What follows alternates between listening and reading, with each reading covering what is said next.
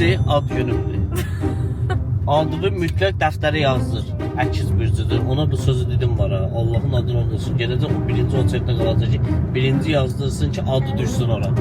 Yəni o belə bilirəm, tanıyıram. Hə. 2. Əziz bəy. Mənim əziz dostum. Sən də adını qeyd elətdin. Narahat olma, zəng çatdı, çatmadı. Oldu, olmadı, kart atacağım, karta göndər. Yəni fərqi yoxdur, adını qeyd eləyəcəm.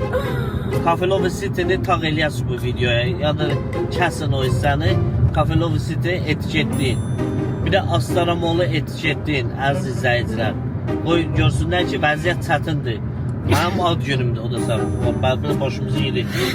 Bu səbriyyət üstümüzə. Ben normal askırdım da. Askırmayayım, ölüm, yaşamayayım.